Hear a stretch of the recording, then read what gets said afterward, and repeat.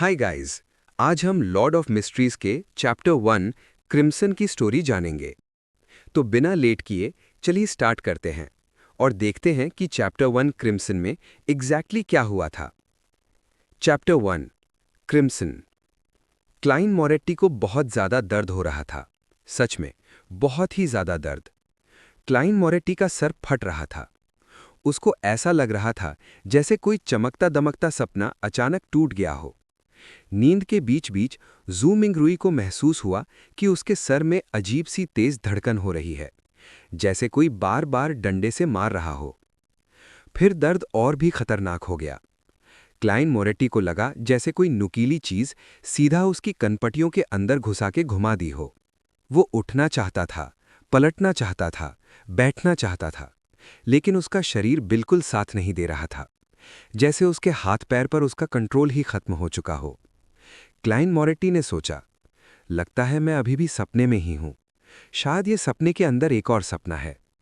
वो फोकस करने की कोशिश करता है, लेकिन उसके थॉट्स धुंध जैसे बिखर जाते हैं। जितनी भी कोशिश करता है दिमाग कंट्रोल में ही नहीं आता। फिर एक सवाल उसके दिमाग में आता है, अचानक रात के बीच इतना भयानक हेडेक क्यों? ये कहीं ब्रेन हैमरेज तो नहीं? और फिर एक डरावना ख्याल, मैं यंग एज में ही मर तो नहीं जाऊंगा? क्लाइन मोरेट्टी खुद को जबरदस्ती जगाने की कोशिश करता है। अभी अभी उठना पड़ेगा। थोड़ी देर बाद दर्द थोड़ा कम होता है, लेकिन फिर भी ऐसा लगता है जैसे कोई ब्लंट चाकू उसके दिमाग के अंदर चल रहा हो। अब उसको समझ आ जाता है, अब नींद पॉसिबल नहीं है। अजीब बात यह होती है कि इतने दर्द के बीच भी क्लाइन मोरेट्टी ऑफिस के बारे में सोचने लगता है। कल काम पे कैसे जाऊंगा? फिर खुद पे ही हल्का सा हंसता है। छोड़ो, इतना दर्द है, लीव ले लूंगा। धीरे धीरे क्लाइन मोरेट्टी अपनी आंखें खोलता है।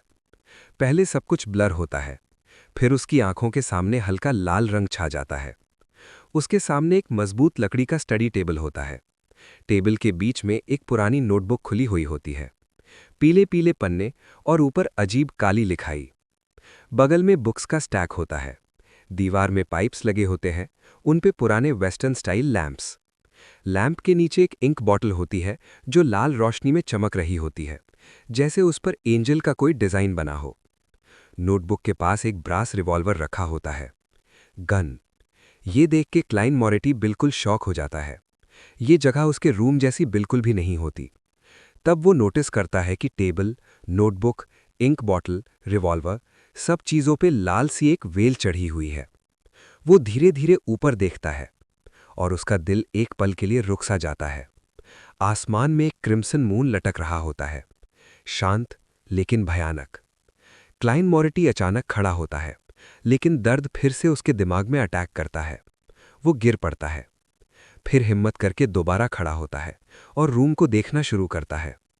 छोटा सा रूम, 2 दरवाजे, एक लो बेड, एक कैबिनेट और एक अजीब मैकेनिकल डिवाइस जिसमें गियर्स और बेरिंग्स खुले हुए हैं।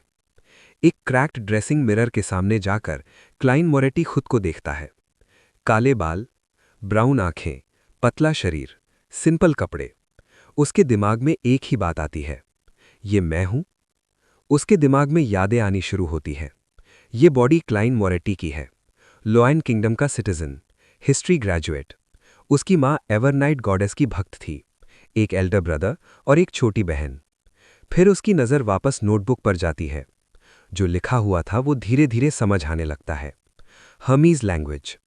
और लाइन लिखी होती है, everyone will die including me. Klein Moretti का दिल जोर से धड़क जाता है। उसको टेबल के पास खून का हाथ का निशान दिखता है। अपनी हाथ देखता है, पूरी खून से भरी हुई। मिरर के पास जाकर जब वो अपनी कनपटी देखता है तो वहां एक गहरा जला हुआ जख्म होता है। और वहीं से क्लाइन मोरेट्टी की कहानी शुरू होती है।